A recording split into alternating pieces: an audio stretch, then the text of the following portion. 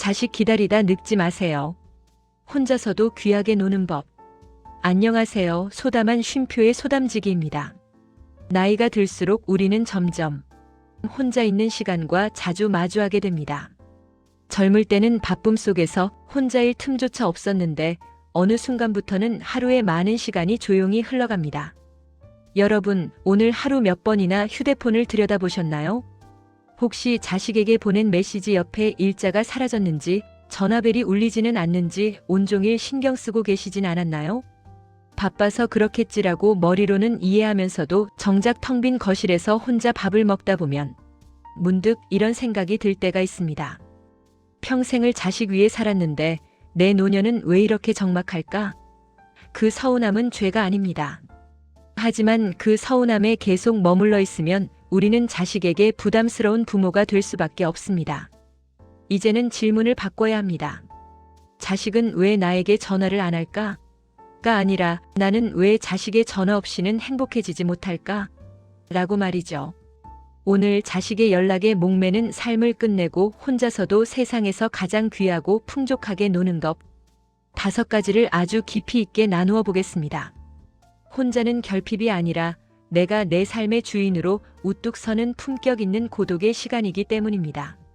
첫 번째, 자식의 죄책감을 안도감으로 바꿔주는 놀이의 힘. 부모 세대가 가장 마음 아파하는 감정 중 하나는 자식에게 짐이 되는 것이 아닐까 하는 두려움입니다.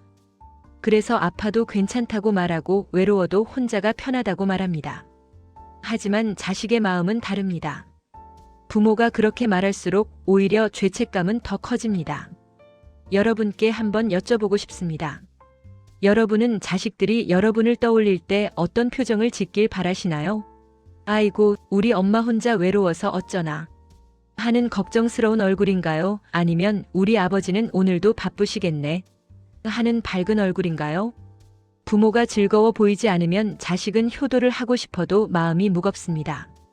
바쁜 일상 중에 부모님께 전화를 걸 때마다 미안함이라는 숙제를 하는 기분이 들기 때문이죠. 반대로 여러분이 무언가에 푹 빠져 즐겁게 지내시는 모습은 자식에게 줄 수 있는 최고의 선물입니다. 엄마 지금 친구랑 재미있는 거 배우는 중이야. 나중에 통화하자. 이 한마디가 자식에게는 얼마나 큰 해방감과 안도감을 주는지 모릅니다. 여러분이 잘 노는 것은 이기적인 게 아닙니다. 자식에게 부모 걱정 없는 당당한 인생을 선물하는 가장 품격 있는 행위입니다. 여러분은 지금 자식의 짐이 되고 계신가요? 아니면 자식의 안식처가 되고 계신가요? 놀이를 가진 부모는 도움이 필요한 존재가 아니라 자기 삶을 잘 가꾸고 있는 어른으로 보입니다. 그 모습 자체가 자식에게는 가장 큰 효도가 됩니다. 두 번째, 나를 귀한 손님으로 대접하는 10분의 의식. 하루를 돌아보면 우리는 스스로를 너무 쉽게 대합니다. 대충 마신 물 한 컵, 서서 먹는 식사, 켜놓은 TV 소리에 묻힌 생각들. 혼자 계실 때 식사는 어떻게 하시나요? 혹시 싱크대에 서서 대충 찬밥에 물 말아 드시거나 냄비째 놓고 드시지는 않나요? 나 혼자 먹는데 뭘 차려? 라는 그 마음이 바로 여러분의 영혼을 갉아먹는 주범입니다. 누가 보지 않아도 나를 극진히 대접해보세요. 매일 아침 딱 10분만 투자해서 나만을 위한 찻자리를 차려보는 겁니다. 장식장에 넣어두기만 했던 아끼는 찻잔을 꺼내고 예쁜 매트를 까세요. 그리고 정성껏 내린 차 한 잔을 앞에 두고 나에게 물어보세요. 오늘 하루 너를 위해 무엇을 해줄까? 조용한 공간에서 차 한 잔을 정성스럽게 따르고 핸드폰을 멀리 둔 채 의자에 편안히 앉아봅니다. 이것은 단순히 차를 마시는 시간이 아닙니다. 나는 혼자 있어도 충분히 존귀하고 대접받아야 마땅한 사람이다라는 사실을 스스로에게 증명하는 시간입니다. 내가 나를 귀하게 여겨야 남도 나를 함부로 보지 못합니다. 여러분은 오늘 스스로를 얼마나 귀하게 대접해 주셨나요? 20분이 쌓이면 혼자 있는 시간이 초라함이 아니라 품격 있는 쉼으로 바뀌기 시작합니다. 세 번째, 필사의 즐거움. 내 영혼과 나누는 깊은 대화. 필사는 겉으로 보면 아주 조용하고 소박한 놀이입니다. 하지만 그 안에는 깊은 힘이 숨어 있습니다. 이제 눈도 침침한데 뭘 써? 라고 하실 수도 있습니다. 하지만 필사는 단순한 글쓰기가 아닙니다. 그것은 폭풍처럼 몰아치는 생각들을 잠재우고 고요한 평온으로 들어가는 마음의 산책입니다. 좋아하는 문장 하나를 고르고 천천히 따라 쓰다 보면 어느 순간 숨이 고르게 쉬어지고 마음이 차분해집니다. 좋은 문장을 한자 한자 정성껏 옮겨 적다 보면 신기한 경험을 하게 됩니다. 자식에 대한 서운함, 노후에 대한 불안감이 펜 끝을 타고 종이 위로 쏟아져 나가며 마음이 깨끗해지는 기분이죠. 다 쓰고 난 뒤에 정갈하게 채워진 노트를 한번 훑어보세요. 필사는 누구에게 보여주기 위한 글이 아닙니다. 잘 쓰지 않아도 괜찮고 틀려도 아무 문제가 없습니다. 중요한 건 그 시간만큼은 내가 나에게 말을 걸고 있다는 사실입니다. 내 손이 아직 이렇게 힘이 있구나. 내 마음이 아직 이렇게 고운 문장에 감동하는구나. 그런 발견이 여러분을 살아있게 합니다. 자식에게 심심하다고 전화하는 대신 공책을 펼쳐보세요. 여러분의 인생을 기록하고 마음을 닦는 그 시간이 여러분의 품격을 완성해 줄 것입니다. 최근에 여러분의 마음을 울린 문장은 무엇이었나요? 필사는 그 자리를 내가 직접 채워주는 방법입니다.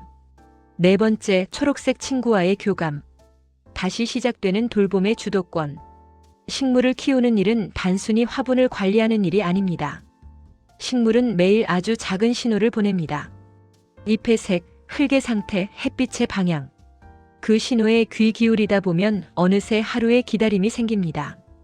평생 자식을 돌보며 살아온 우리에게 돌볼 대상이 사라진다는 것은 삶의 의미가 통째로 흔들리는 일입니다. 그래서 자꾸 자식의 인생에 간섭하게 되고 그게 갈등의 씨앗이 되기도 하죠.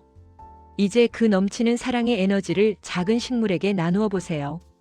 베란다의 작은 화초 하나가 새순을 틔울 때의 경이로움을 느껴보셨나요? 식물은 배신하지 않습니다. 내가 정성을 쏟는 만큼 정직하게 자라고 꽃을 피웁니다. 매일 아침 화분 앞에 앉아 물을 주며 말을 걸어보세요. 어머, 너 어제보다 더 파릇파릇해졌구나. 고맙다. 이 감정은 누군가에게 의존하는 감정이 아니라 내가 돌보고 있다는 감각입니다. 노년에 가장 필요한 감각 중 하나는 바로 이 주도권입니다. 이런 교감은 우리에게 나는 여전히 무언가를 살려내고 돌볼 수 있는 유능한 존재라는 자신감을 줍니다. 이제는 자식의 인생을 돌보려 애쓰기보다 내 곁에 작은 생명을 꽃피우는 재미에 푹 빠져보시는 건 어떨까요? 여러분의 집안에는 어떤 생명의 기운이 흐르고 있나요? 식물과의 교감은 삶의 주도권을 조용히 되찾게 해줍니다. 다섯 번째, 스마트폰, 두려움을 넘어 새로운 세계로 가는 열쇠. 스마트폰 앞에서 주저하시는 분들이 많습니다. 괜히 잘못 누를까봐. 이 나이에 뭘 배워. 하지만 스마트폰은 젊은 사람만의 세상이 아닙니다. 많은 시니어분들이 스마트폰을 어려운 기계라고만 생각하며 멀리하십니다. 하지만 스마트폰은 여러분의 외로움을 단번에 해결해줄 가장 훌륭한 놀이도구입니다. 영상 하나를 보고 노래 한 곡을 듣고 댓글 하나를 남기는 것만으로도 세상과 연결됩니다. 유튜브를 통해 평소 궁금했던 건강 정보를 찾고 아름다운 풍경 영상을 보며 대리 만족을 느껴보세요. 산책길에 만난 예쁜 꽃을 스마트폰 카메라로 담아보세요. 사진 한 장을 찍기 위해 꽃 앞에 무릎을 굽히고 각도를 맞추는 그 열정이 여러분을 청춘으로 되돌려 놓습니다. 처음엔 서툴러도 괜찮습니다. 배우는 과정 자체가 이미 훌륭한 놀이입니다. 새로운 것을 배우는 과정은 뇌를 젊게 하고 삶의 활기를 불어넣습니다. 내가 이걸 할 줄 알게 되다니.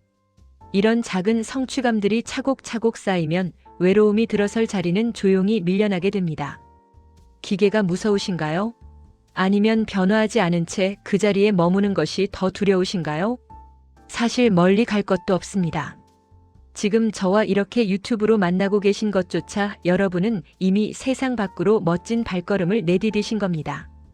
이렇게 영상을 보며 공감하고 마음을 나누는 시간 자체가 아주 훌륭한 놀이이자 소통입니다. 오늘 당장 스마트폰으로 꽃사진 한 장 찍어보는 것부터 시작해보시면 어떨까요?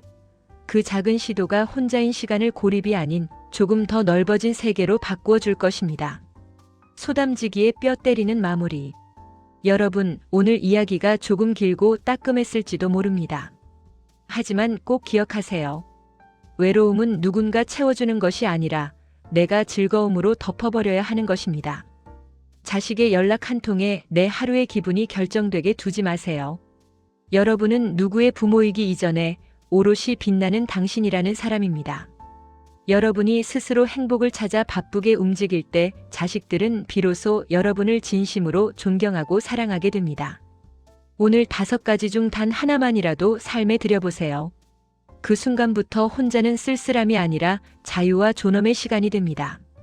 오늘 글이 여러분의 마음에 작은 불꽃을 피워 올렸다면 구독과 좋아요로 여러분께서 응원해주세요. 소담지기에겐 큰 힘이 됩니다. 저 소담지기는 이렇게 나이 들어도 흔들리지 않고 혼자여도 단단하게 살아가는 이야기들을 매주 수요일 여러분과 함께 나누고 있습니다. 여러분의 찬란한 독립을 그리고 오늘보다 조금 더 따뜻한 내일을 소담한 쉼표가 늘 곁에서 응원하겠습니다. 감사합니다.